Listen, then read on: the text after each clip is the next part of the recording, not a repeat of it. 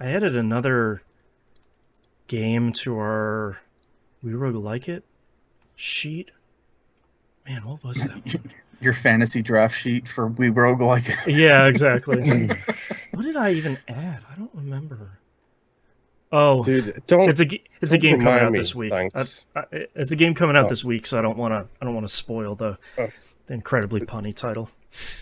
Hello, Internet. Oh, fuck! I literally just opened the show notes and I already know which one it is. Yep. I'm assuming. It's so good. I love it. Oh man. So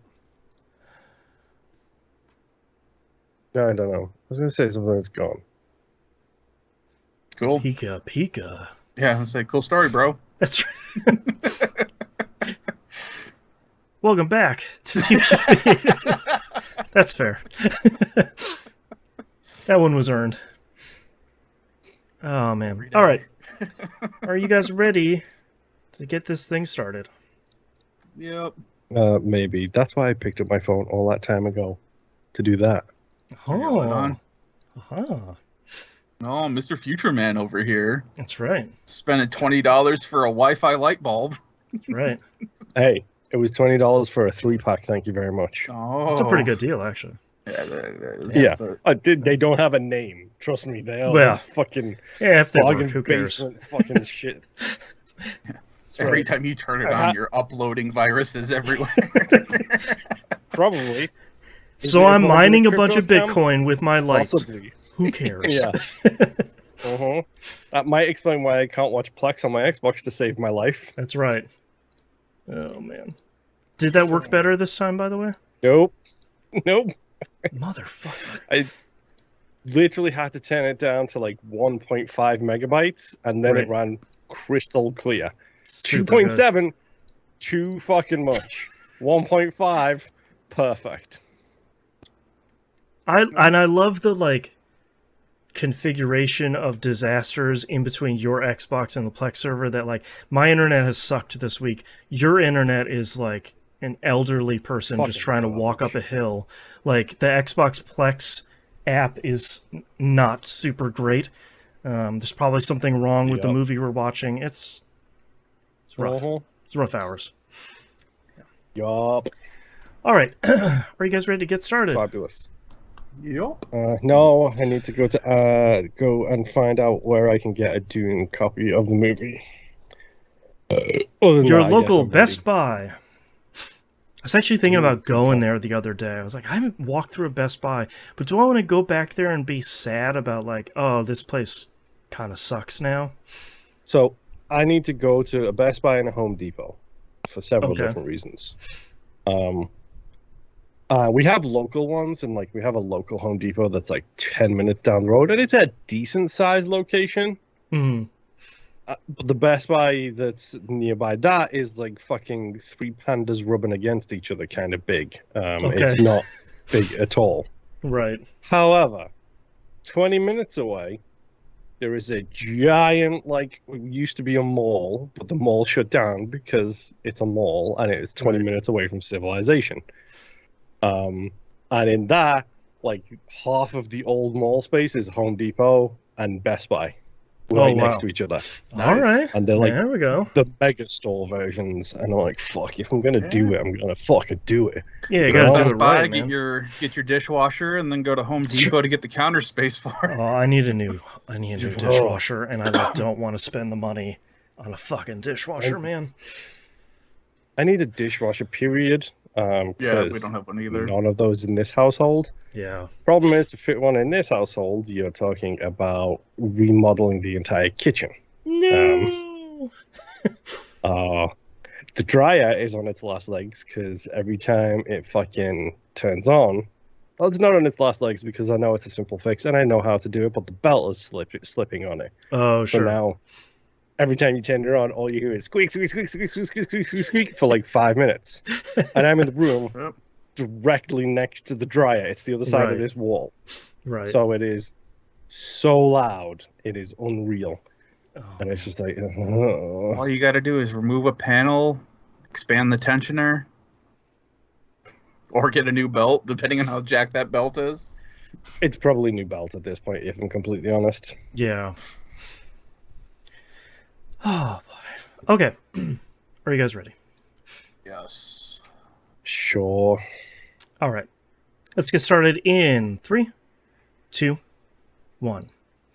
Welcome back to another episode of That Video Game Podcast, aka TVGP. I'm your host, Boston. Joining me as always is Moonpeer. Hi, I think. And the Nimp. Hello. We got an action-packed episode for you this week, so let's get a quick plug in here for patreon.com/E1M1. Balls and numbers. He's such a liar. We got a lot of stuff going on in this episode. We also have a lot going on over on the Patreon page. Early access, exclusive, uncensored stuff. $5 a month is the regular tier. If you've been listening to any of the other episodes, you probably all know all about the good stuff, like the exclusive Wayward Sons podcast, the Supernatural TV show Watchcast, Moon and Nimp are going through. Brand new episode this week for patrons, only for patrons at the $5 tier. Exclusive. I got to get Jeff Keighley in here for that one. You get early access to We Rogue Like It, Critical Misses, you get the exclusive Outcasts, where we're talking about all the non-video game stuff that's going on in our life. All of that stuff and more over at patreon.com/E1M1. Ones are numbers. All right, Moon, what have you been playing this past week? Well, if you follow me on the social medias, both the blue and the bad, you will be aware. You know what I'm talking about. Don't laugh. That is not a joke. That is 100% factual. Those are actually descriptive in the current landscape of social media. I know exactly which one both of those are. Exactly. So if you follow me in any of those, you will be aware that I finally got all of the achievements on Jedi Survivor. Yeah. What was this push, you say? What was this force push, you say? I was just going to say, I heard that they dropped an update on that real recently that fixed a lot of things too. Like 2 days before I beat it or something like that. Oh, okay. But what was the driving force push behind this was definitely, you know, what else came out this week. And you needed hard drive space for it. I desperately needed hard drive space for it. 110 plus gig game came out you needed that slot for. Yes, exactly. And Jedi Survivor is like 135 gigs too, by the way. So big. 135 gigs of pure goodness. It is a great game. And booting it up and going through and getting all of the collectibles, which I was doing, there was a lot of collectibles in that game. Like, too many, one might argue. It wasn't until I beat the game Nimp that I finally found the holotable people, which is hilarious. Oh, okay. Because, you know, I was like, oh, okay, I guess. Did you play any of the game? Yes, because there's an achievement related to beating everybody on it. So, yes, I did. Oh, is there? Okay. Definitely did. I thought it was a cool idea, and I think I only did like 3 or 4 matches. So yeah, it's a really cool idea. It's really poorly executed, though. Yeah, that was kind of the thing. But it was a fun times. I completely forgot about the storyline ending to that game, which, no spoilers, went roughly how I wanted it to go, and also had some big twists here and there, which I genuinely did adore. But I forgot that they give you a massive upgrade to your special ability literally at the last fight of the game. Yeah. Oh, sure. All right, so I was like, okay, forgot all about that, but cool. That's great, because one of the achievements is also doing all the force tears, which is where like the special challenge rooms you go into essentially. One of those is 2 rancors, which is just like, sure, why not? Good. Which, you know, I used my special ability and just went stabby, stabby, stab, spin, spin, spin, and did a bunch of killing and did it. But yeah, I got all of the achievements in it. You do not actually have to collect every collectible. You don't have to collect every chest. Nice. Do you have to collect every single priorite shard? Which is a problem. Because they are classified in the In the game, you can unlock an upgrade which shows you where collectibles are on the map. Okay, great. And that includes seeds, treasures, focus points, which is like the meditation points, except it's a collectible version of it, where like you get a skill point or you get a new perk. Or a boost to health or something. Yeah. Yes. Like, you can unlock all of these different ones. Doesn't show you where force tears are, which is just great. Got that one by accident. I was like, oh, I'm just going to go in this little secret here and see what it is. Oh, it's a force tear. Oh, I got the achievement. Yay.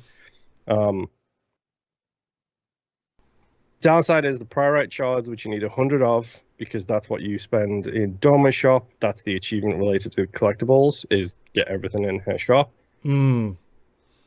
Those things show up on the map the exact same as the data discs and all of the other stupid collectibles that you can get for all of the different vendors in town. So I was like, great. And then I had 99 of the priorite shards, and of course I had already collected every single treasure that I could see on the map. You had 499 agility orbs. Let's go find the last one. Don't. I just triggered like so many monster. people. Do not summon that monster, because that monster it was the worst. It was the worst. It was. You had your sound effects turned all the way down. Your speakers, your volume on your TV. Just listen. I mean, just pay attention, guys. Yeah, it's so easy. Get the hell out of here. But no, it was a great game, and to be honest, this week in my 12-hour shift weeks, you know what I mean. During this week, when times have been rougher, it's been good to be able to come home, just turn the game on, and like, I'm crushing everything at this point in the game, like everything. There isn't an enemy in that game that can stand up to me. So I literally was just sprinting through areas, being like, yeah, you guys aren't going to touch me. Like, all of my skill points are in. I do so much damage. Like, just get away from me. And I have 15 of those stupid health files. So anyone I do kill is never going to respawn, because I'm never going to choose to refill those, because I just don't need to. Yeah. So, it was fine. I'm really enjoying the Rick the door technician lore that we now have, that fans have just like added him to everything now, and I just want him to show up in a movie or something, just in the background. Doesn't have to be a big thing, but that is the dumbest thing that has come out of this game so far. Oh man. Did you know there is a poncho in the game? Yes. And you can change the colors of it.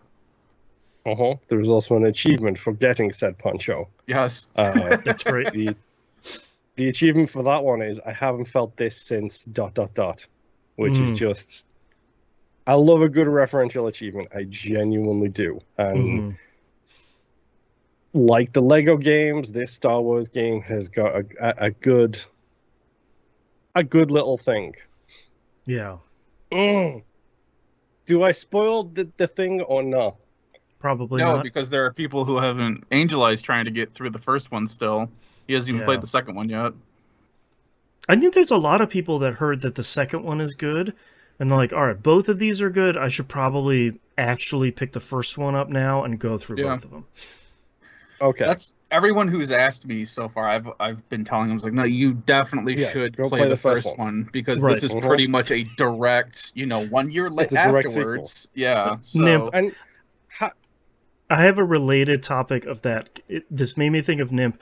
Someone on, it was like maybe the JRPG subreddit was like, hey, I really want to try the Falcom Trails series, or the Cold Steel series. I'm going to pick up Trails of Reverie. Is that a good place to start? And like, so for anyone that doesn't know, it's like the 10th game in a series that you genuinely have to play all 10 for. Otherwise, it's like going into the Avengers Endgame and being like, what is happening in literally any of this stuff? And one person said, it was basically like, I can't tell you how terrible of an idea it is to go into a story-heavy series in the 10th one, it's probably the worst entry point of any piece of media in the history of media. And everyone was like, yeah, that's not unfair. It's just like, yeah. Because from my understanding, without spoiling anything, because I haven't even played it yet, all those characters from everything up to this point show up in the first couple minutes of Breviary. Yeah, they wrap up like... So you're 10 games, 20 years worth of games. You're not going to have a clue what is going on in the first 5 minutes of that game. that just reminded me of this person being like, hey, should I start on the 10th game? And I was like, bro, no. It's not Final Fantasy. Like, you got to play the other ones. I was going to say, in this day and age, though, it's not that unheard of, because a lot of companies are doing that. Where it's like, well, we did put this little trailer thing in there if you don't want to play, whatever. But no, that's... This game and those games are not those games that you just want to jump in and be like, all right, let's figure it out. Exactly. Yeah. I will say as well, if you don't play if you don't play Jedi Outcast before Survivor, how are you going to appreciate Merrin? Because Merrin is one of the best character development arcs in video games, period. Yeah. And you ain't going to appreciate Merrin unless you play the first one, which... That is an absolutely fantastic story. So, how do you spoil a spoiler without spoiling the actual spoiler? Once you have completed your worth in Jedi Survivor, if you are not like me, and you don't go for all of the achievements, there is a special storyline related to the bounty hunting thing in the game, which is... there's a bounty on you, people are coming after you, you have to kill the bounty hunters, which is just like the first game, really. Yeah. Then it gives you 2 sub-bosses as bounties, and then there's like a completion of the story cutscene that you should go and do. If you're an achievement hunter like me, you'll see it, because there's an achievement related to seeing that. Once you have your value from the game and you feel like you're not going to, I would 100% recommend going and watching that cutscene on YouTube, because oh boy, that cutscene is something else. And I don't even have any love for this particular side of the universe or the story. Is this the one where they name drop? This is somebody shows up. Spoiler warning! Whoop whoop whoop! Spoiler warning! Yeah. The achievement is called Respect from a Mysterious Stranger. So the mysterious stranger from Fallout shows up, basically, and then, he will help you in combat for a while and then vanish into the ether. Right. Or if you're playing Grounded, it's the Mant Serious Stranger that shows up from Grounded and does the same thing. I love it. That is a man ant with a diaper on, just so you know. Of course. Was this Yakuza? Is it a diaper or tighty whities? It might just be tighty whities. It might not be a diaper. It might just be tighty whities. Either way, a Man Serious Stranger is a fantastic storyline that you should definitely check out the cutscene for. If you're not going to get any more from once you're Jedi done Survivor. with it. Yeah. Yes. If you're about to uninstall it, just go watch that cutscene, because it's a pretty cool cutscene. Like, I'm not going to lie. I did a little, oh, that's cool kind of thing, which for me in my mental state is a very difficult thing to do. So congratulations, Jedi Survivor.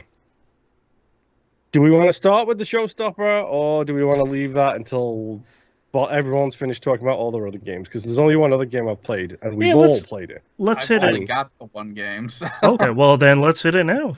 Then. Why don't we just leave it with you, Boston? You tell your games, and then we'll all talk about Starfield before the break, because let's face it, we all played Starfield. Sure, let's do that then. Let me draw a little arrow down here.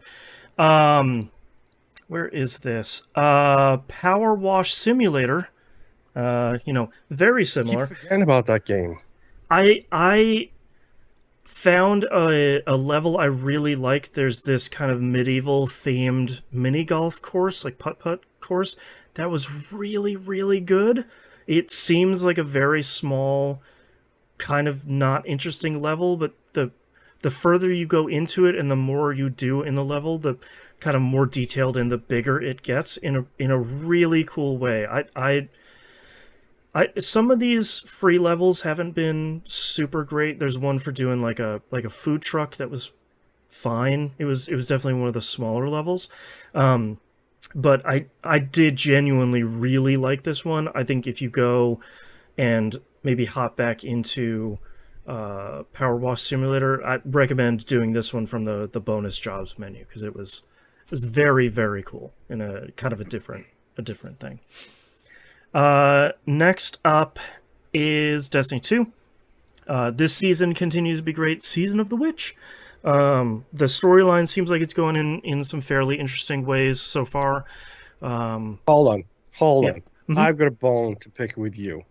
Yes, please do. So, for Critical Misses, for those of you who don't know, due to scheduling issues, we're currently recording 3 seasons at once. Fun. Yep. It is messing with us on a level that you have no idea. Our production muscles are stretched to their limit. Yes.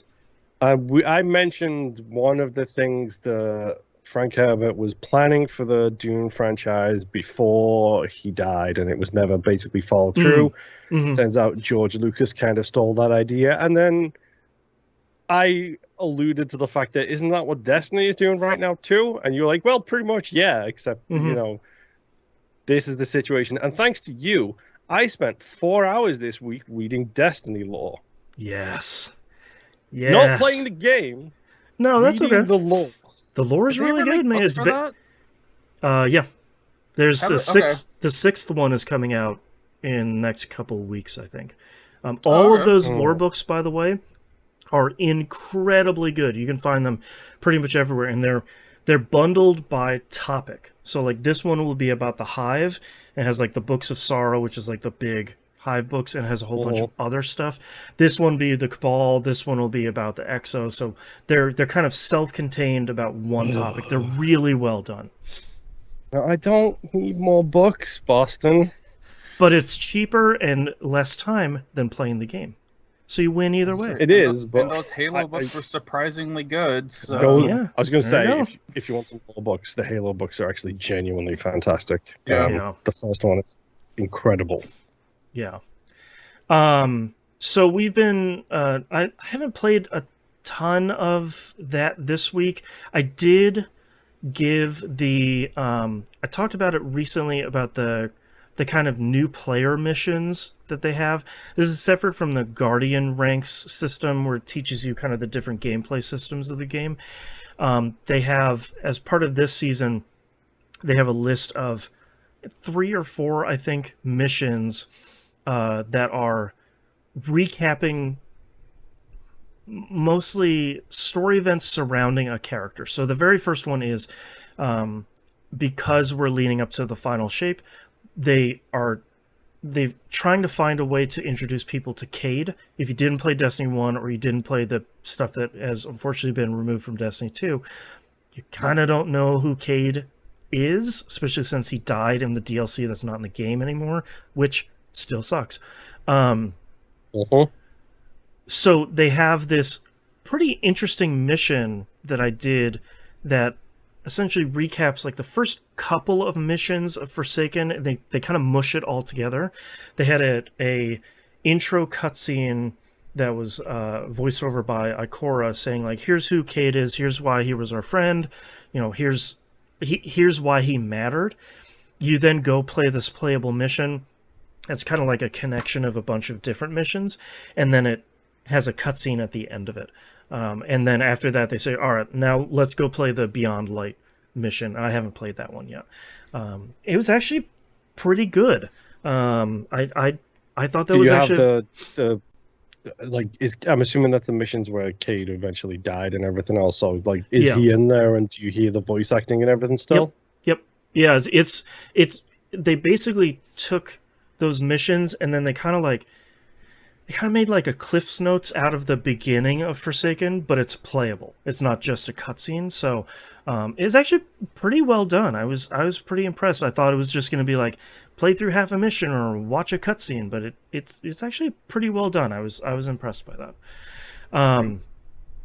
Also, not this week, but the previous week, Crota's End, the latest and potentially last, maybe, reprised raid from Destiny 1 came out, and the semi-series raid group came back together again to run this. We did pretty okay, but I think none of us were really on our game at the time. So we didn't make a ton of progress, but the mechanics can be a little bit spicy at the very beginning. So hopefully we'll make some better progress. Feyre in chat, she's part of our raid group now, and she says, yeah, we were super tired. Yeah, all of us were kind of on the struggle bus. So we'll get back in there and get back at it next week. But Destiny 2 continues to be great. Last game here, Final Fantasy VII Ever Crisis.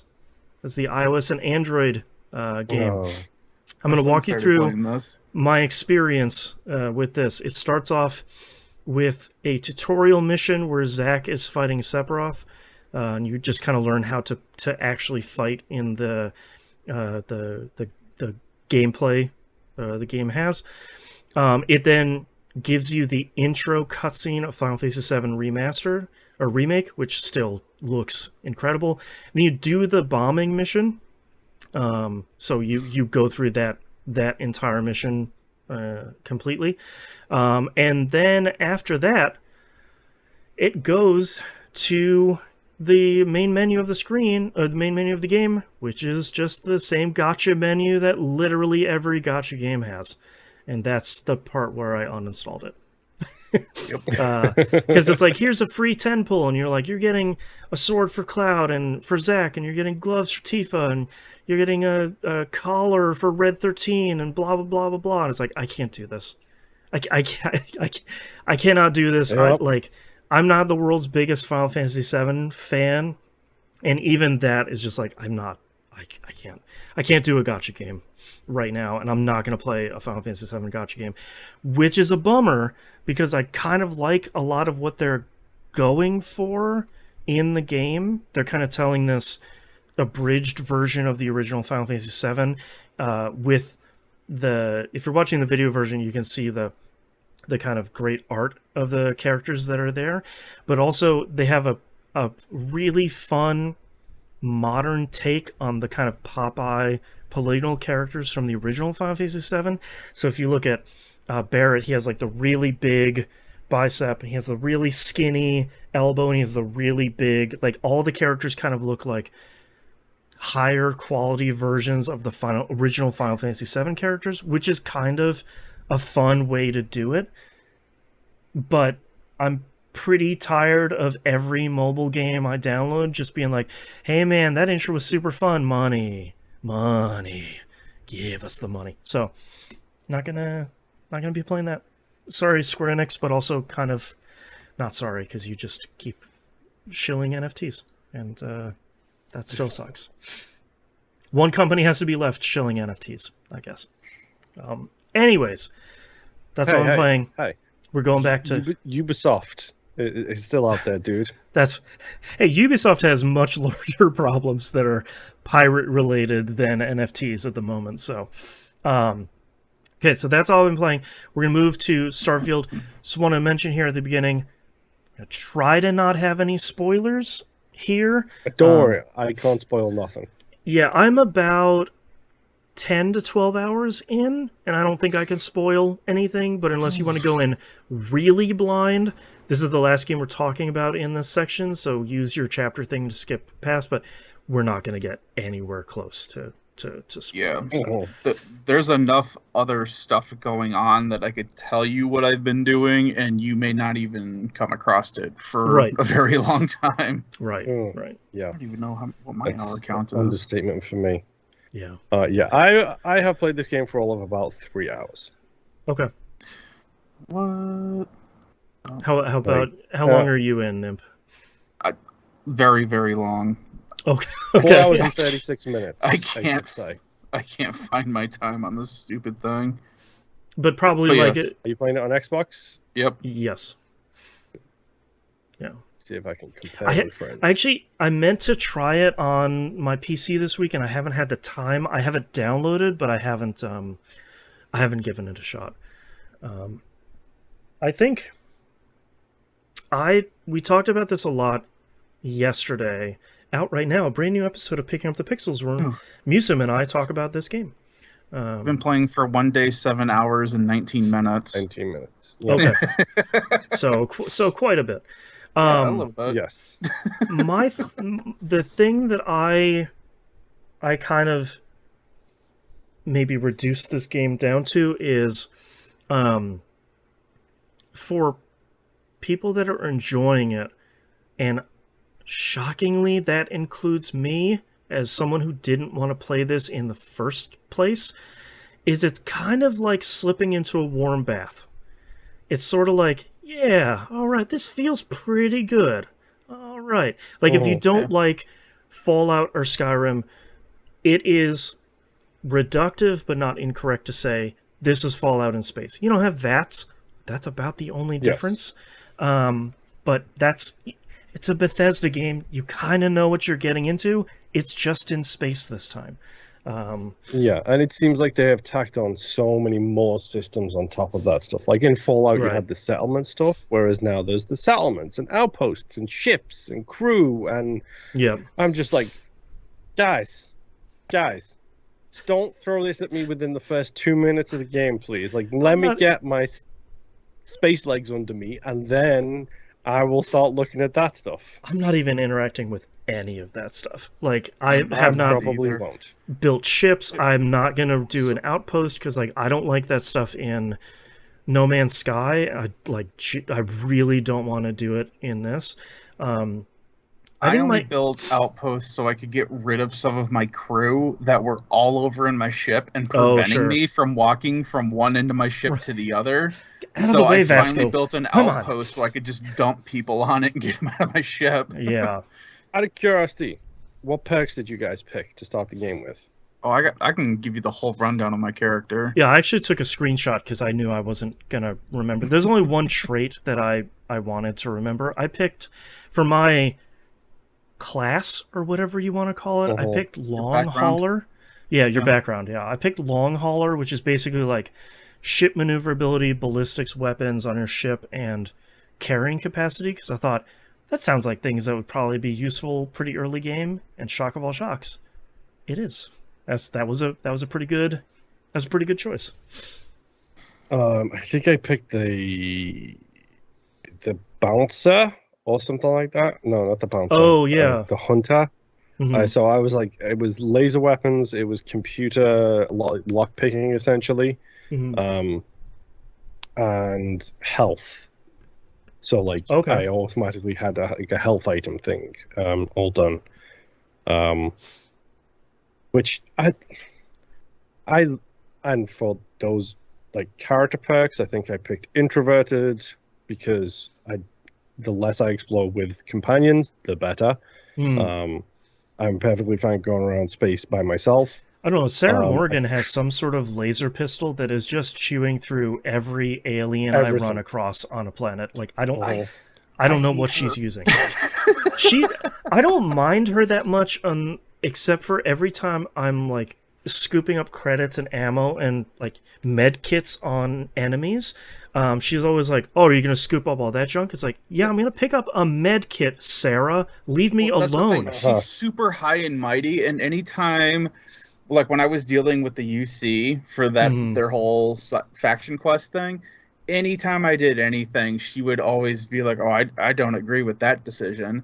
And we finally get into the vault thing to get information that we needed, and she's like, "Oh, we shouldn't be doing this. Anything that's in here is like should just stay in here, and no one should have access to this." I was like, "Will you shut up? If there was an artifact in here, you would be telling me to break into this place and get that artifact." That's right. Crack it open, baby. Let's go. As soon you have to do. There's a couple main missions that you have to do before you can finally swap her out. So I'm at that point. I just got to that point where I had her come back on my ship, and I just recruited a bunch of other people. So I have a bunch of options, but she's actually pretty good in a firefight, so she can keep coming along for now. I may or may not have made a mistake in choosing my character things.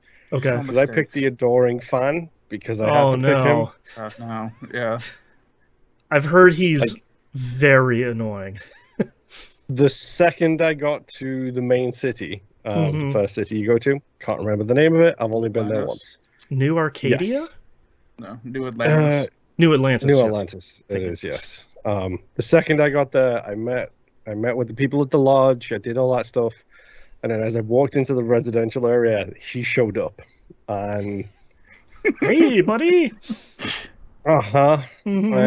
He talks a lot, but it is hilarious because I recruited him to my crew. And now, whenever I do anything, he starts singing my praises. Like I took my first grav drive jump, and he was like, "Your grav jump capabilities is just so smooth, so excellent, so amazing." And I'm like, "Okay, I'm behind it right now. I'm sure that will change. And the second that changes, he's going to go live on an outpost on the middle of like Neptune for all I care." Yep. But for now, I'm very much tickled by the fact that he just constantly sings these, like, he throws in like 15 extra descriptor words when he only needs to use 2.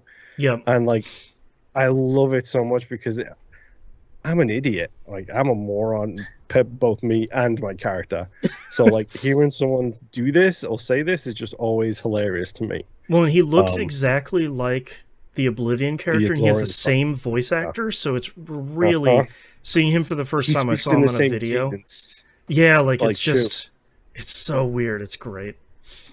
All right, so with mine, I chose the file not found background, which gave me a boost to health, ballistics, and piloting. I think for the I know the health and piloting. I think ballistics was the other one I got. The traits I chose was the alien DNA one. That increased my health and oxygen intake, but it any food, human food, does like barely does anything for giving me health. That's now that I'm playing the game, that's probably okay. Yeah, because you have to stop picking up stuff in this game, and it kind of sucks. Also, one of my big complaints about this game, it's like a big complaint about the smallest thing.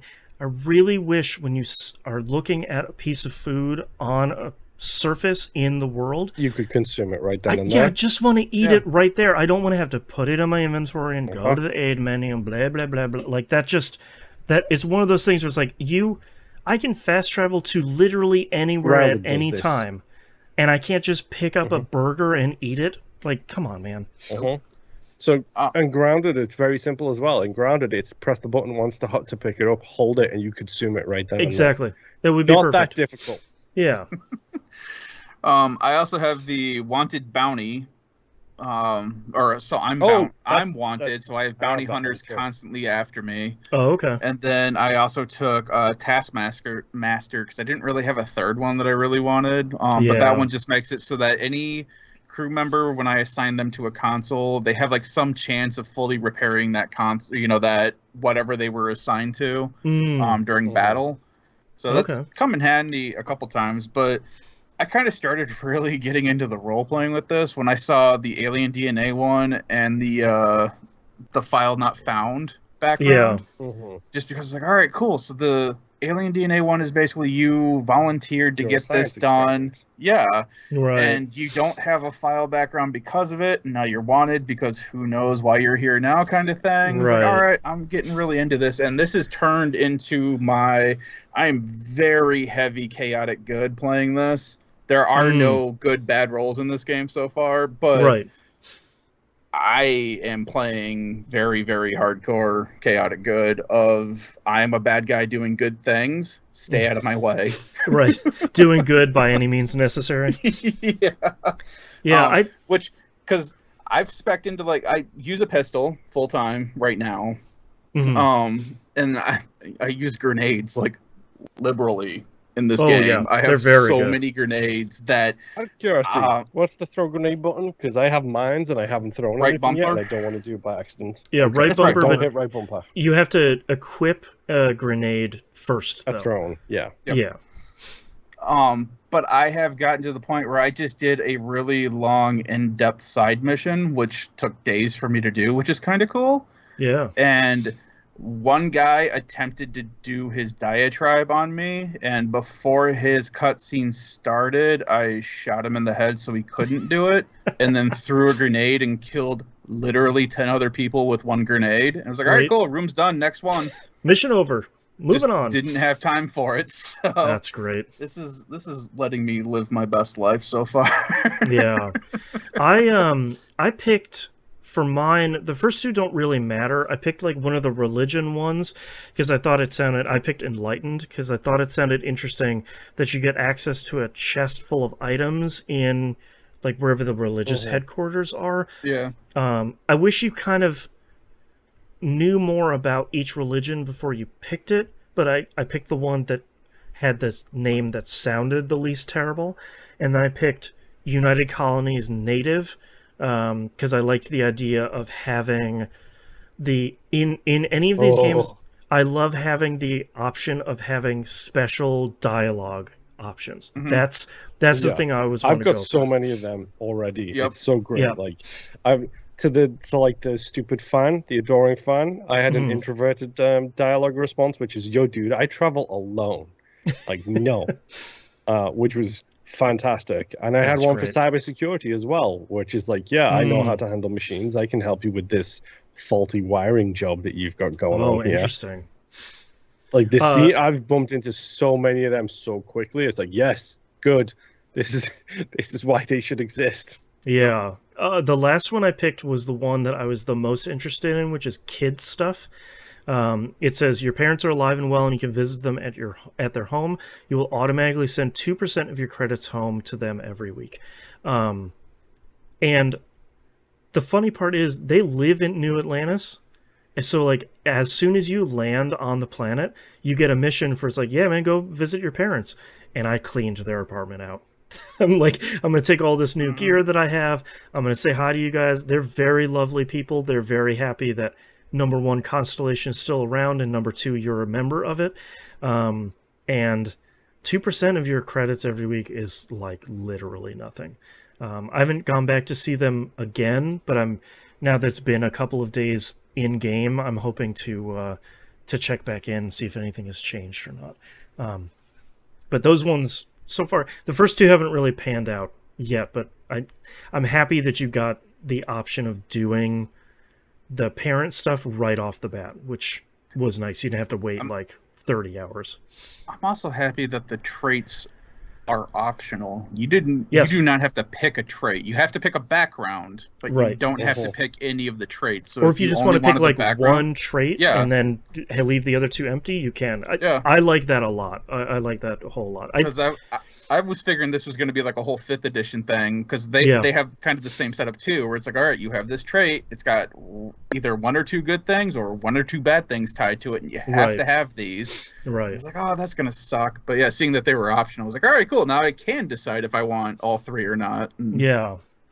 I think this game is really interesting because I think I keep flip-flopping back and forth between not liking it and liking it in the first couple hours of the game, because the intro is pretty interesting. It's pretty slow, which isn't really a problem. But once you get the kind of artifact MacGuffin thing, I love that the game is like, hey man, Constellation's still here. You're a member of it now. Here's a ship and a robot and a bunch of guns, and then go back to New Atlantis. It's just like, Vasco was so awesome. He's the only one that doesn't judge me. I know. I like you, Vasco. He is the closest thing to an HK-47 we've had in a long time. Right.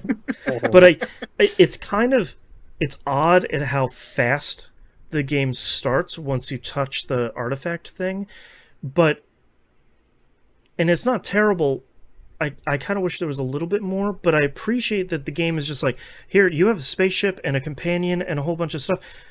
Just go explore the universe. Whatever. Yep. Like you can, there's thankfully a level display for each place, like each solar system you can go to, so you know not to go, I'm level 10 and here's a level 35 or whatever.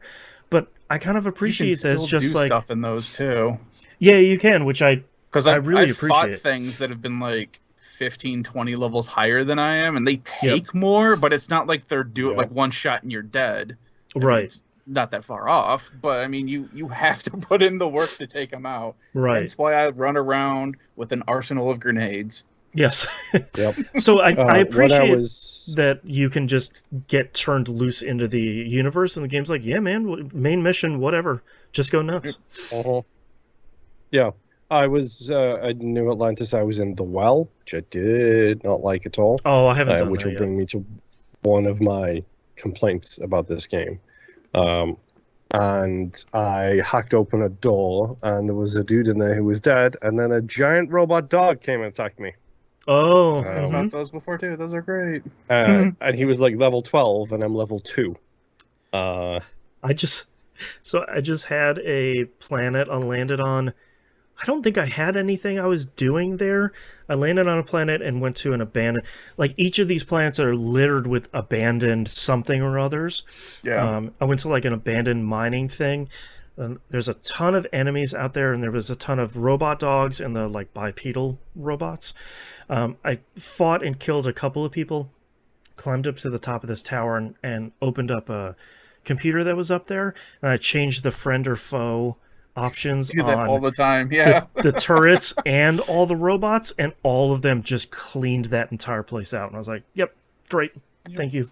Appreciate Mine, I have not had it where, because I switch out the friend or foe thing, and I see them attack each other and, you know, other enemies that were there, but they still attack me no matter what.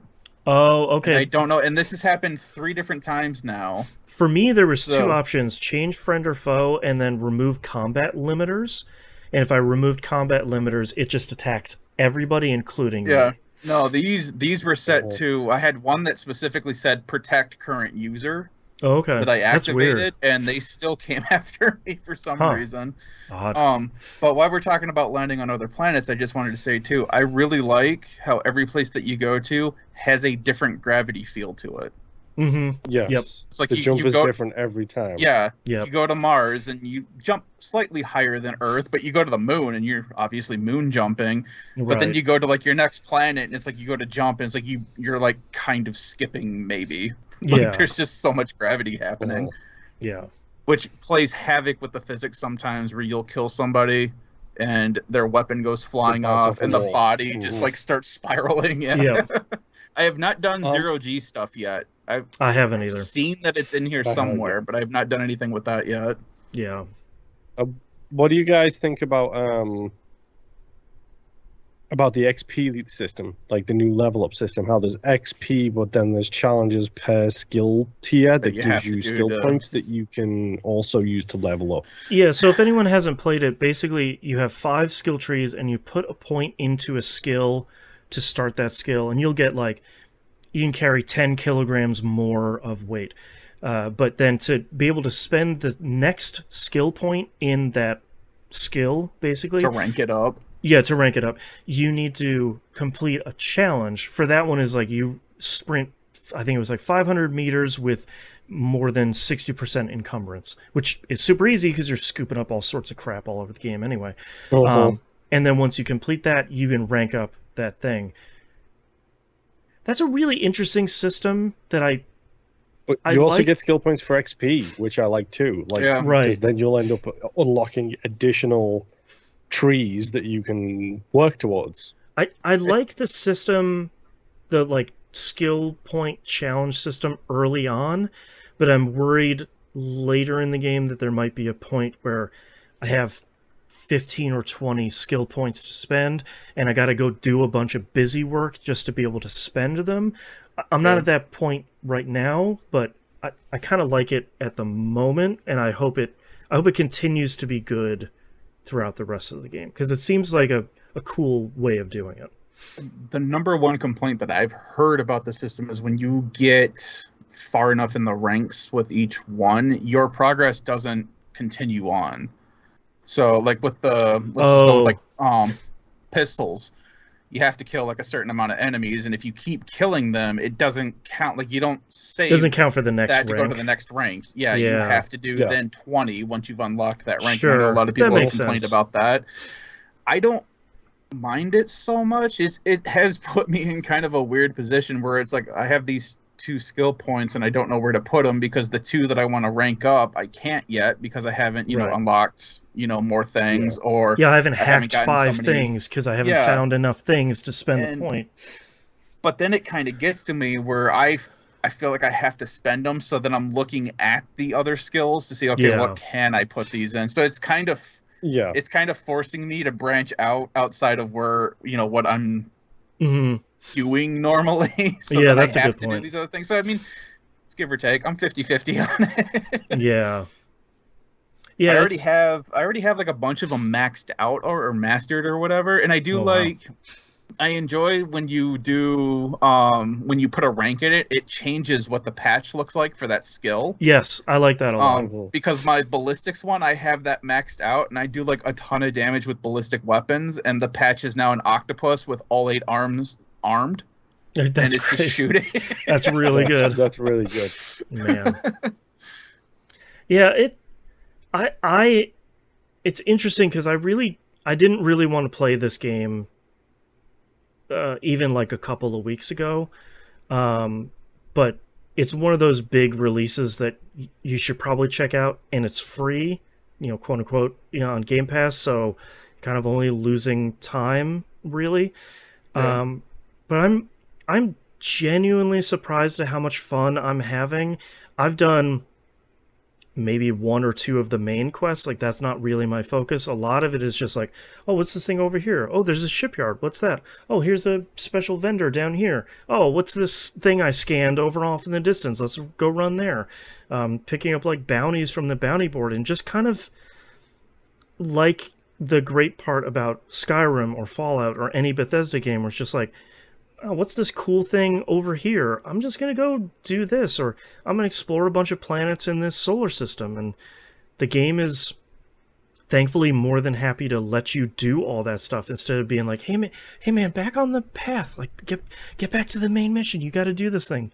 The game doesn't really care at this point, and I haven't touched the main mission at all. And I feel like every quest that I do is kind of a main quest. Like far, the writing for each of these quests have been pretty decent, and you kind of feel like you're doing a main one. Even though, like, with the UC stuff, when I first started doing all that, it wasn't until I was probably about 2 hours into that whole quest with them that I was like, oh yeah, this isn't anything to do with the main game at all. This is just something that, and they were beefing it up to make it feel like, oh yeah, we've got this terror threat that's happening and we need to take care of this now. And I'm like, oh man, we're already jumping into this. And I'm like, oh yeah, this is That's just a side quest. And I mean, I think the game isn't without its faults. I think it has the regular Bethesda jank, like doors aren't opening, quests are bugging out, the stuff that'll get patched if it's a real major issue. I think the shooting feels fine. It's not the best shooter on the market, but it's not really going to be, so that wasn't my expectation going in. And it's so far I'm just kind of having a good time, shockingly. I wasn't really, after not really clicking with Fallout 4, and I think the last big Bethesda game I played was Skyrim that I really liked. It's kind of interesting going into this and being like, all right, I'm kind of having fun. Skyrim was also the best game they've made so far, I think. Skyrim's great. Remade, yeah. Have you guys run into any issues with the game at all? Like, you had just brought up, like, I've had that thing where it's like I've had to click on a door like 2 or 3 times for it to finally open or to finally pick up an item or something like that. I know I've had, my frame rate has dropped a couple of times. I'm playing on Series X. I'm guessing you two are as well. Yeah, I haven't had any frame rate issues. I have had one crash. I was exploring a planet and trying to scan everything on there, and I like jumped, and as soon as I hit the jump button, the whole thing crashed and I lost a bunch of progress. And the other one is I have a mission, it's like called Ground Pounders or something, that won't progress, and I can't track it, and I can't. One thing I do like about this game is you can fast travel anywhere. Like, you can just fast travel back to your ship from the entirely useless surface map, or just by looking at it. That is my big issue.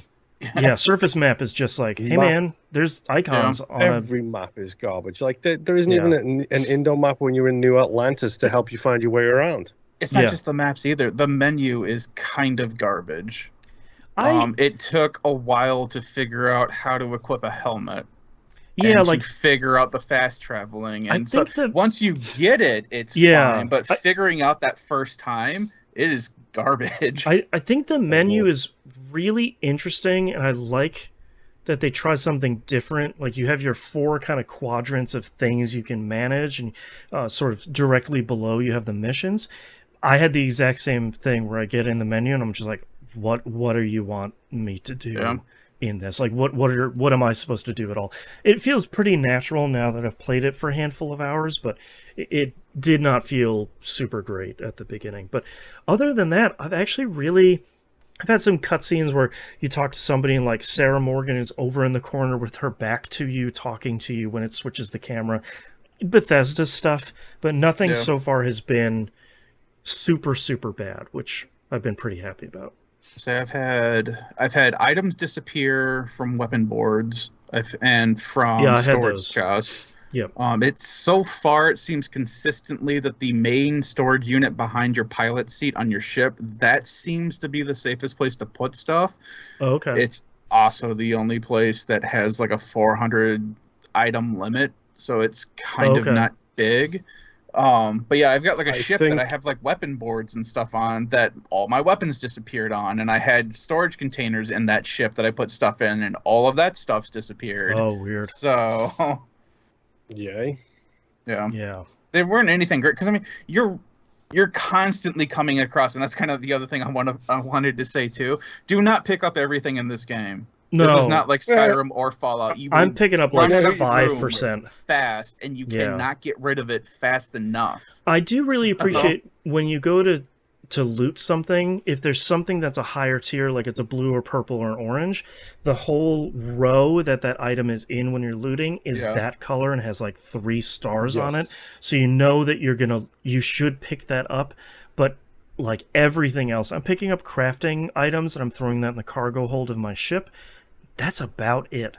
Like credits and ammo and crafting items, and that's about it. And everything else is just... Luckily, ammo doesn't weigh anything, so you can carry as much ammo as you want, which I do. I've got like everything. Yeah. You can also do, we were talking about it in Discord, you can also do the thing where you give your companion a weapon and one of that ammo type, and if it's a good weapon, they'll use it. Oh, because my Vasco is running around with a blue minigun that I found. Oh, jeez. And he and I are messing shop up, and it is great. I love Vasco. He stopped. That was another weird thing. I don't know if he's glitched or what's happening, but he stopped attacking things. So I will be in the middle of a fight, and he'll just stand there, and he'll dodge, and he won't do anything. And every once in a while, he'll punch something. So I thought maybe, the weapon glitched or whatever, so I pulled the weapon off of him, and he hasn't changed. So I switched to Barrett, another companion.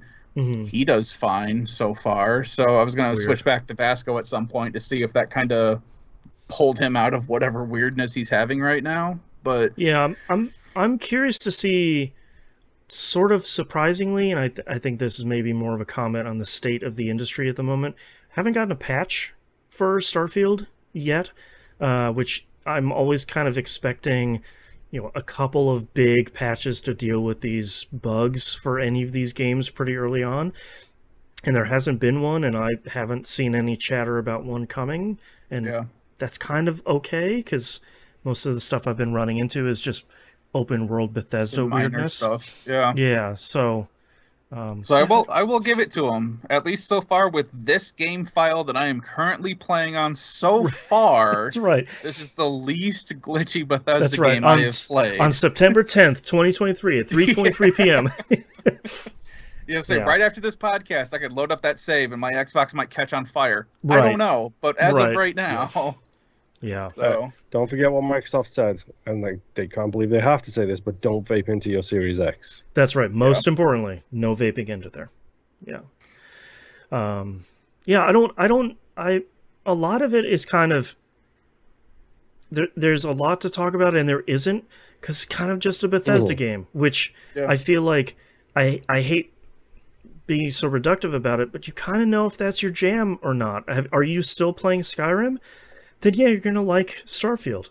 You know, do you fondly remember Fallout 3 and 4? You're probably going to like Starfield. So, and I think my biggest complaint right now is I don't really feel that there's a good use for the ships. Now, sure. I like them. I like walking into them. I like going through them and, you know, piloting them. But like we were just saying, you can fast travel at any point. You don't even have to go back to the ship for anything. As long as you're not over encumbered, you can fast travel to any point on your star chart that you've already been to. And then even when you are on your ship and you are flying in space, you're just in like this tiny instance. And same thing with like the surface stuff too. And I'm not saying like we have to be able to run around an entire planet or fly around an entire I don't need another No Man's Sky. Like it doesn't need to be that big. It does feel a little confining when you're trying to get to a point, specifically on the surface maps, where it's like you're running like kilometers out there. Mm-hmm. You're like, I really wish I had like, I don't know, an ATV or something to make this go just a little bit faster. Right. But then the same thing with the ship, where it's like when you're in space, you're not really going anywhere. Like for you to be able to land, you have to go into the map and tell it to land. For you to get to a different point, you have to tell it in the map to go to a different point. So the spaceship just kind of feels out of place in this game. You're either like fast traveling or you're dogfighting, and that's kind of it, or getting scanned above New Atlantis. Like so I will say that has kind of been disappointing to me. Like I'm not looking for Elite Dangerous, you know, or anything like that. Immediately, that's what I was thinking was, you know, space combat wise, I think I would much rather be playing Elite Dangerous. Yeah. But I mean, that's kind of my biggest complaint that I have with the game after spending one day and 19 hours. That's on right. it, so. Yeah. I don't have very many big complaints, which I'm kind of surprised about. It's just kind of good if you're okay with playing sort of Bethesda open world games. And I also like that they didn't throw in a morality system, at least so far that I've noticed. Like, no, it's basically just your companion likes what you did, or they don't. That's the only thing I've seen. Yeah. And some of the companions, I could care less what they think. That's why Vasco's with me, because he doesn't judge me. He's my buddy. Yeah. I don't know. Any final thoughts here for week 1 of Starfield? We're definitely gonna be talking about this for probably the rest of the year. I do like the sound effects too when you're in your ship and you access a computer and you've got like all like the hard drive ticking and stuff like that, and it sounds very mechanical. Is really great. Yeah, I do like the kind of music bed and kind of sound effect bed that's always going on. There's kind of like a general hum going through the game. There's always like a little bit of music running all the time. I kind of dig that. It's a pretty good-looking game, too. Like, there's some stuff that looks really good. There's some stuff that doesn't, but it doesn't look bad, but it's not as good as the other stuff. So. I don't like that we can't control the companions a little bit. Like, I could have sworn we could at least tell them to, like, hey, go in this direction or something like that. Or, like, be aggressive, be defensive, stuff like that. Yeah, because there are a lot of times where I am trying to fight something, and this actually brings up into another quest. I am trying to fight a thing, and my companion is blocking a door. And you cannot walk through them. And I don't know if there's friendly fire or not, but there's definitely red X's that pop up and you shoot them in the back. And I actually had one where there was a mission that I was doing, and there was a person following me and my companion. And I looked down a hall, and one of Moon's favorite dog robots was on the other end of the hall, and I was like, oh crap, and I start like shooting it as it's running down the hall. And this other companion NPC that was with us was like, hey, what's going on? Runs out in front of me, and I shoot him 3 times in the back, and he's dead. And I'm like, boy. Why would you do that? I did not reload that save. But, God. Incredible. So, yeah, weird things like that. It's mostly, I wish we could at least designate them to, like, hey, just walk over here so you can get out of the door frame. Or at least, so like, just get out of the way. Back. Like, just a couple steps back, man. Yeah, try to, like, move them or something, but... Yeah. I've even this mission that you have playing now, did you guys do that mission at all? No, I haven't.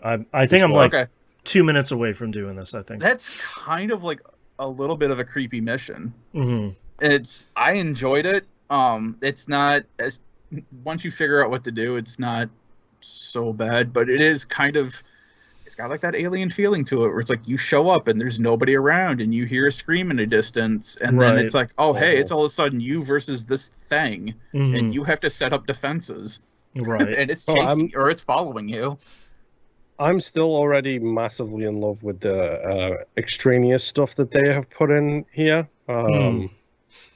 With like the text, the additional text that they always put in every Bethesda game that took like 17 people 15 years to write because there's so much text in there that's unbelievable. You can read Moby Dick and random things in here.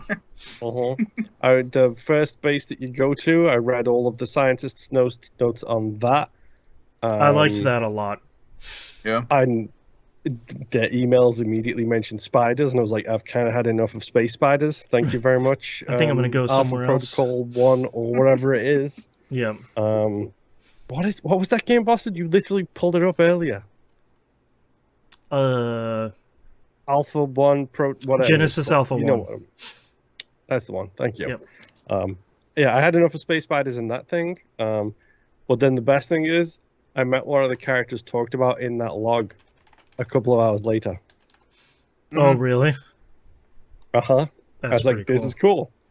This is cool. You don't know what I know, but this is cool. Right. Yeah. So, all in all, they did good. Yeah, it's good so far. You know, it's got some Bethesda weirdness, but so far so good. So we'll be talking about it a lot more in the future, undoubtedly. So keep tuning in for more Starfield. And that means that's the end of our first segment. Let's take a break. Yep. I'm going to load up all Literally these. Almost just hit stop on my record. Yep, we're done. Bye. Yep. Let me load up all these trailers here. And then I will be good to go. Oh, man. It is so satisfying running around with my pistol and just 2 in the chest, 1 in the head, and that everything is just out. And then I just run into a group of people and I just start throwing grenades, no care in the world. RB. Yeah.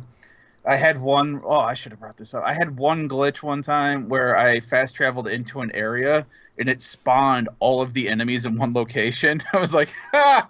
And I just threw 2 grenades in there and wiped out the entire thing. And I was like, all right, mission complete. Time to go home. Oh, man. Super good. Okay, gosh, there's so many games releasing this week. 3 more. Great. Okay, are you guys ready to get started? I am. Sure. All right, let's get started in 3, 2, 1. Let's talk releases for the week of September 11th, 2023, starting up here with Eternights, which is maybe a game I haven't said out loud in a couple of weeks here, so that sounds really weird. This is comes out on PS4, PS5, and PC. The developer says it's, quote, an uncommon blend of dating and hack and slash you didn't think possible. So we've been talking about this for a while, that I think we're pretty excited about whatever this game appears to be, which does appear to be a dating hack and slash game. I didn't know until today it's a single developer, which is pretty surprising for how big this game seems to be. So I've got this pre-ordered. It's only $30, brand new, so that seems like a pretty great price for this game. So check it out. If I have time to play it this week, maybe we'll talk about it next week. Next up here is Nor Play With Your Food, PS4, PS5, PC, and OS X. They call this an absurd food art playground. It's published by Panic. They published Untitled Goose Game and Firewatch, and they made that Playdate crank handheld thing. This very much looks like, I don't say this dismissively, but this thing's like it seems like a cool thing that kids might enjoy, where it's like you got a bunch of high quality food that you can just kind of throw at things and throw at other food. It's kind of like a playground thing, but it's just all with food and kind of, they call it culinary chaos, which seems appropriate. So kind of an interesting thing. I'm curious to see what that really turns out. Maybe I'll pick that up for my kid and see if she'll play it for more than 5 minutes. Who knows? Probably not. Yep. Next up, Super Bomberman R2. Whew. Comes out PS4, PS5, Xbox One, Series Console, Switch, and PC. It's pretty much Super Bomberman. You kind of have the standard, top-down party mode that's going on, and then they added a bunch of additional modes on top of it. There's like a castle defense mode. There's a battle mode. There's a bunch of other stuff. They go out of their way to say it has cross-platform support and like cross-play support, which is pretty nice. But it's Super Bomberman, so if you like that, I never know the difference between any of them. So someone, check out some other podcast if you dare. Next up is Gunbrella. It's coming out for Switch and PC. This is a platformer where you have an umbrella. That's a gun. It's a gun umbrella. It's a gunbrella. This looks really cool. I think this is a Devolver game. If it isn't, I'm going to be pretty surprised. Let's just put it that way with how it looks. But I keep an eye on this one for the last couple of months, and this looks like a pretty cool, fun platformer that you're using your gun and your umbrella in pretty interesting ways. So if you haven't seen a trailer for this, you should go check that out.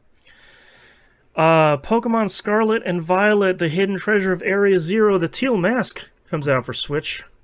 It's Pokemon DLC for Scarlet and Violet, which features probably the dumbest designed NPC in the history of Pokemon. The two people with the hair covering their noses, which looks so blisteringly dumb in a way that Pokemon usually doesn't. I was gonna say, they've got that whole I'm wearing a mask but I'm not. Yeah, it's a lot, man. So I don't know what the difference is. Hey, yeah. Don't insult emos with anosmia. You just can't help it. Yeah, brand new sentence here. One eye is so early 2000s. That's right. That's old hat. So I'm still struggling my way through Pokemon Violet because my kid keeps wanting me to play it, and it's brutal. The frame rate sucks in that game. No fun playing it. So I probably won't be picking up this DLC because it's expensive. So I don't know. Next game here, the punniest title of the year, AK Zolotl. PS4, PS5, Xbox One, Series Console, Switch, and PC. I started putting it down here mostly for the pun, because it's an axolotl with an AK. But then it turns out to be a top-down nuclear throne style roguelike that actually looks pretty good. So maybe it's a... So what did you do? I added it to the Wii Roguelike It list. It only has like 200 other games on there. What's one more gonna do? So this game looks pretty good, and I hope it has a really cool style. It looks really cute. I'm hoping it's not as brutally difficult as Nuclear Throne is, but really what is otherwise. So we'll play this sometime between now and the next decade or so. Maybe. We'll see. Next up is Dune Spice Wars. Comes out of early access on the PC. If you haven't seen this, Moon's just going to mute his headphones here for a minute. This is the Dune 4X game. So it looks like it's kind of your standard 4X experience. One of the big last press releases they released is like, hey, the fourth playable race are the Fremen. It's like, okay, yeah, I get what you're going here for. Watch any trailer for this and probably figure out what a Dune 4X game is. It looks exactly what that should be. So I actually haven't really heard anybody talk about this at all in early access, so I'm assuming it's not the best thing on the planet or the worst thing on the planet, so it's probably fine. So I guess we'll see what it looks like when it comes out of early access this week, but could be cool, I guess. Sandworms? Melange? Anyways, next game here is Monster Hunter Now for iOS and Android. This is the Niantic Pokemon Go style thing. Moon has just fully pulled out his headphones here. But this time you're fighting Monster Hunter monsters. So curious to see how this is going to work. I feel like it's been in beta for a little bit, and I've also not heard anyone talking about it. So it's probably just exactly the same experience as the other games, just with Monster Hunters and monsters this time. So we'll see. I don't know if I walk enough in the outside to download something like this, but maybe I'll try checking it out. Also, maybe this will be the thing to get you out there more. That's right. Probably not, but maybe. Next up is Solar Ash, coming on Xbox One and Series consoles. This is Game Pass day and date. This is this came out on PlayStation platforms 2 years ago, or something. No idea. This is from the Hyper Light Drifter team. This is their kind of third-person hack and slash parkour platforming space thing. Yeah. It's always hard to explain Heart Machine's games, but it's going to be even more of a nightmare to explain the Hyper Light Drifter sequel, because that I still don't even really know what that is. But this is coming to Xbox platforms. I'm happy it's on Game Pass. People seem to really like this, and I think I might have downloaded this on PS Plus maybe, and I just haven't gotten around to playing it yet. So maybe someday. I like Heart Machine stuff. Next up is The Crew Motorfest. Comes out PS4, PS5, Xbox One, Series consoles, and PC. I had no idea this thing existed until I started seeing trailers for it 2 weeks ago. So it's just Forza Horizon, right? That's what they're trying to do here? I think I'm still under NDA for this game, but I think if another person was to maybe explain this game in shorthand... I will tell you right now, it looks like we're watching a Forza trailer. You might be right. down to most of the systems. Thing, but, right. Yeah, there's no Forza Horizon coming out this year, so... You want Forza Horizon fix? Right now that we're watching. Yeah, except for the Crew Motorfest. Yeah, I did play this in closed beta. I don't think I can talk too much about it, but I think you can watch gameplay of it and probably get a pretty good impression of what this game is going to be. So it looks exactly like Forza Horizon. One could say that. Yes. It looks good though. I mean, from what we're seeing. I can say graphically really good looking. A really solid, when Ubisoft can really stretch their kind of graphical prowess, especially on the current gen consoles, you get some stuff that looks really good. And I think the Crew Motorfest looks really, really good. So next game here, Thunder Ray, comes out PS4, PS5, Xbox One, Series console, Switch, and PC. This is a retro over-the-shoulder boxing game. You could probably liken this pretty closely to Punch-Out, and you wouldn't be that wrong. But with kind of a cool neon glowy style that it looks pretty unique. So I don't know. Thunder Ray looks kind of neat. This isn't a type of game that I usually play, so I probably won't be checking this out. But it looks pretty cool. Okay. Last but certainly not least. Baten Kaitos 1 and 2 HD Remaster comes out on the Switch. This is the GameCube JRPG that's a card battler, but not really. It's like an action card battler where you're real-time tossing card attacks at enemies. People really, really loved these two games on GameCube, and I never got around to playing them. Did you ever play these? I was going to say, yes. When they first came out, this was basically the start of, among the start of card games, and I really loved these. At the time, it was a really... The thing that comes to memory right now is, as a kid, remembering, oh man, everything is a card in this game. That lamp that they just picked up is a card, and it's just... Right. But I remember really loving these games. If I remember correctly, the second one is considered to be the better of the two. I think I remember that, yeah. But it's kind of the same thing like we've been saying with everything else. You kind of need to play the first one to appreciate the second one. So. Right.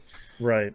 Yeah, it looks like they did a pretty good job bringing this to Switch. Like, they kind of cleaned it up a little bit. Seems like there's a bunch of quality of life features that are in there, especially the thing that I love that more RPGs are doing, which is like tripling the speed of combat. Yeah. Sorry, this is 300%, so four times the speed. So I like all that stuff. Like, make some of this stuff go a little bit faster. So. And it looks good. And like I said, I remember having a blast with it. My son is real interested in checking it out, so nice. we may be picking it up for quote unquote him. But right. We'll see. Yeah. News stories here. Switch 2 rumors are starting to ramp up. We're getting into that time. The thing where I love, which is everybody and their dog has a Switch 2 rumor. We didn't talk about the very obviously bad Photoshop that somebody made a couple weeks ago with like the different Joy-Cons that looked extra weird. That was obviously also pro tip for anyone making a Photoshop of a Switch replacement. Nintendo doesn't put a game on the screen on the box. It's just a black screen. So that's a free tip from me to you. But Nintendo reportedly demoed Switch 2 for developers at Gamescom 2023. VGC has corroborated with its sources, which their VGC is becoming a little bit more reliable here over time. I think they're kind of continuing to get better sources, so this seems like it might have some legs. Seems like some tech demos were shown of kind of they're calling it a souped-up Breath of the Wild, which I'm sure is just like looking better and smoother frame rate. And then one source claimed that Nintendo showed Epic's The Matrix Awakens Unreal Engine 5 tech demo, the one that came out on PC and current-gen consoles, where it's just like super ray tracing, high frame rate, that sort of stuff. And using maybe NVIDIA's DLSS upscaling. So obviously Nintendo's working on Switch 2, like whatever their next console is going to be. They've been working on it for years, but the idea that there's a possibility that maybe developers have seen it at this point seems like it's a little bit more likely. Maybe there are also some rumors out there that I'm not necessarily sure I believe, where one person is reporting that Square Enix has Final Fantasy VII Remake running on it that is kind of as performant as the PS5 is. I don't know if I believe that right now, because I feel like we'd be seeing that more places. It would be great, but that seems like a kind of pipe dream one where it's like, it's as strong as the PS5 is. Yeah, that would be great, but maybe that would be a thing I would want Nintendo to be saying. If they stick with like the handheld stuff that they've been doing, my hope is for PS4 quality. I would be hyped for PS4 Pro quality. For sure. Yeah, like on a portable thing. Like I think that would shooting for PS5 quality, I think would be look how big the PS5 and the Series X are. That's what I was gonna say. Look at your Switch and look at the heat sinks it already has, and then look at a PS5 or a Series X and look at what they're doing for heat. Yeah. You're not gonna be able to really do that on a handheld. Right. Unless you want to be walking around with a PS5 style tablet that, you know, I think really turns into a hoverboard halfway through. Oh, that'll be super good. Yeah, so these are always the kind of... There's always rumors about like the next PlayStation, the next Xbox, and a lot of those are kind of always just, here's the console, but it's just way more powerful, and does it have a disk drive this time? Who knows? But the real wild rumors are the Nintendo ones, where it's like, what is it going to look like? How does it control? How many screens does it have? What is this thing going to do? You always have the big elephant in the room of, is it going to be backwards compatible? A lot of rumors are like, of course it is. And it's like, I'm not sure if I would say of course with anything Nintendo backwards compatibility, or anyone for that matter. But I think that's part of my favorite thing with Nintendo too, is that they've so adamantly said that we are not in direct competition with Microsoft and Sony. So it's like, it literally could be anything. The Switch 2 could be a thing that you strap to your head. Yeah, it could be some weird VR headset now. And they could be going back to the mini disc. Who knows? We made our proprietary format. Finally, it's like, no, Nintendo. Why? You guys remember the GameCube, right? Well, guess what? That's right. The discs are smaller. Yeah. Or they come up with like a thermos-looking thing. Like, right. It's endless what Nintendo could be doing. That's right. Whereas Microsoft and PlayStation, we know exactly what they're doing. It's fine, whatever. It's a box. But Nintendo is always the weird thing where it's like, oh yeah, your memory cards now is this card reader that we have that That's right. Don't fully know what we're doing with yet, but it's there. We developed holographic memory. One little stick has 15 terabytes on it. It's like, sorry, wait, what? Oh, okay, great. We got Kojima in the background. It's like, where's the vitality sensor? I got some horror game ideas. Kojima. Yeah.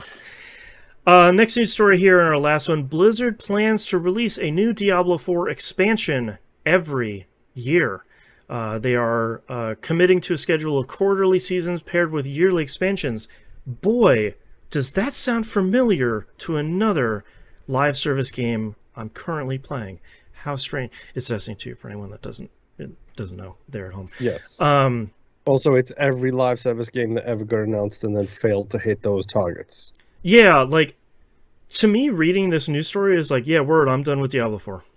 Like, I played the base game. I liked it enough. I played enough of the season to realize maybe I don't want to play this season.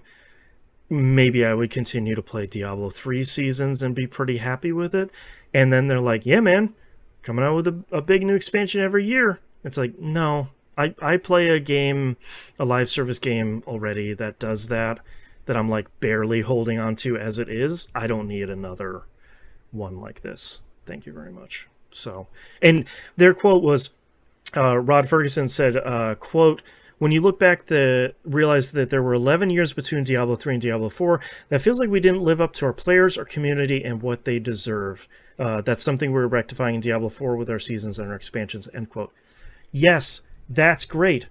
Put out a game a decade and just leave it alone. Yeah. Like, make it playable offline and just shut up and make another one.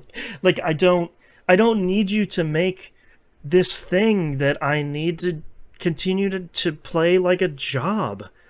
Like, yep. And the idea that Diablo is that thing is just so missing the point of what Diablo is. It should be this treadmill loot grind offline thing that you occasionally play with a bunch of friends. And that's kind of it. So, and so far every patch that I've heard that they've released, and I know there's a lot of yang out there, but like a lot of the fans are not liking a lot of what's been released for Diablo 4 so far. And there are a lot of them that are louder than others, and those louder ones just need to shut up because whatever. But it doesn't seem like they're actually making the game fun. Like, I know that they were talking about that they were decreasing, what was it, the experience from level 85 to 100 or whatever it was? Yes, you get level to 100 faster. Yeah, but then in that process, they've somehow changed something else that's messed up some other thing. They turned one dial and it turned to the other dial, missed style. So, I don't know. Yeah. Hopefully, they get it figured out within a year. Because it's fun, but I don't entirely like the direction that they took 4 in. And it to me, the biggest bummer for me is I felt like for me, and this is part of the problem with me, is that I wanted to play the first season, so I was like pushing through the main story just to get through it to start the season. So I wasn't having as much fun taking my time playing through the story, and then I didn't have fun playing the seasonal stuff because that's not really that fun. I don't think the systems they put in for that were really great. And then they're just like, 3 months, and then we're going to have a brand new one. So, I don't mind that in Diablo 3 because I played the base game of Diablo 3 for I don't know how many years. Ever. And when they put out seasons, I was like, yeah, man, great. Yeah, I could go back to Diablo 3 every once in a while and play a little bit. But I kind of wish for Diablo 4 they would have waited like a year and then say, all right, now we're starting seasons. Everybody has kind of been in there. Everybody has played it. But now in the era of VCs and investors, you just gotta keep getting that money, man. Every season, every couple months, let's do it. Because that at this point they should just be refining 4. They shouldn't be releasing extra things for it right now. Right. And then within a year, hey, guess what? We're adding seasons and we have Demon Hunter now. Yeah, exactly. Like start putting in characters, start putting in a new act like you kind of do for the other Diablo games, but them kind of starting this rapid fire thing. It's like, man, I already do that with Destiny, and I'm kind of tired of that treadmill as it is. Diablo is not gonna pull me back in. So that's a bummer. I wish they I don't know what they're doing over there in general, I guess. All right, that's all of our news stories, which means that's the end of our episode. Thank you very much, everyone, for listening. If you'd like to visit us, you can do so at tvgp.tv. Everywhere to find and follow us is on the right-hand side of the page, including a link to our Discord server. Please join us over there, discord.tvgp.tv, and come hang out with all of us and our fantastic community. Dare I say, again, the best community on the internet. If you'd like to support us financially, you can do so at patreon.com/E1M1. Ones are the buzz. For your recommended tier of $5 a month, or if you have a very rich friend, pay for all of our salaries. We will do so much streaming and so many more episodes. We got stuff in the hopper you don't even know about, because we don't have enough time to make any of them. But you can support us over there. That pays for all of our hosting. That pays for a bunch of our software and stuff because of our subscription-based software nightmare that the world is currently under right now. And you get a whole ton of really great episodes every single week. And if you can't support us financially, totally understand. Be that annoying friend that is always always looking at Louise and saying, look at how cute that cat is. Be that annoying friend that's telling your friends and stealing your phones and adding TVGP to their podcatcher and all of that stuff, because all that stuff really does help. Like, comment, subscribe on YouTube. I know that's a meme, and I know it's annoying that everybody says it, but that stuff genuinely does help with discovery, in the black box that is the algorithms on every one of these sites. And then something that does really help is going and rating the podcast on stuff like Spotify and Apple Podcasts and places like that. That does really help people find the show. So all of that stuff is greatly appreciated. And we greatly appreciate you listening to the show every week. We hope we'll see you next week. Bye. Bye. Bye. All right, Nimp. I'm really gotta wash my face. What are your titles, Nimp? I have 499 agility orbs. This one is kind of long and I don't think it'll fit, but spoil a spoiler without spoiling a spoiler. That would be great. It is very long, and I don't think I could say it. One company has to be left, and mostly for the pun. All right, Moon, what do you have? The blue or the bad, the driving force push, how you going to appreciate Marin, Mant Serious Stranger, reading Destiny lore, and Emos with Anosmia. I have the blue or the bad and 499 agility orbs written down. Any of the other ones you guys feel really strongly about? I like Emos with Anosmia, because that is a thing that makes no sense. How I spell anosmia? Anosmia. Assuming that I got it correct. The loss of the sense of smell, either total or partial. I did get it correct. Good. Anosmia. Word of the day. Word of the day. I'm okay with Emos with Anosmia.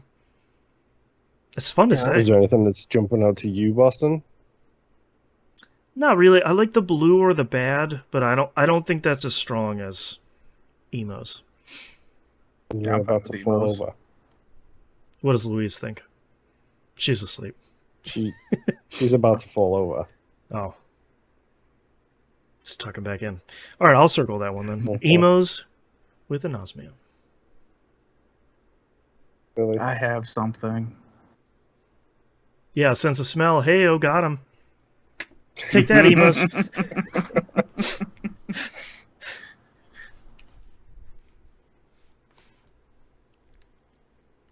That's all I got.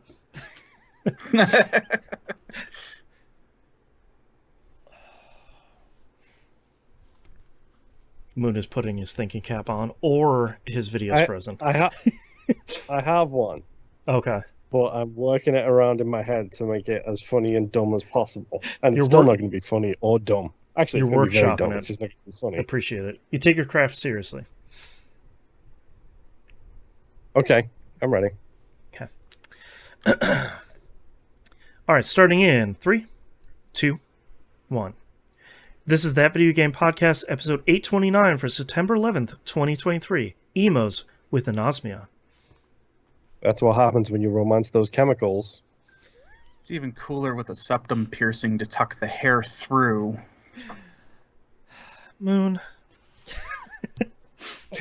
Wow.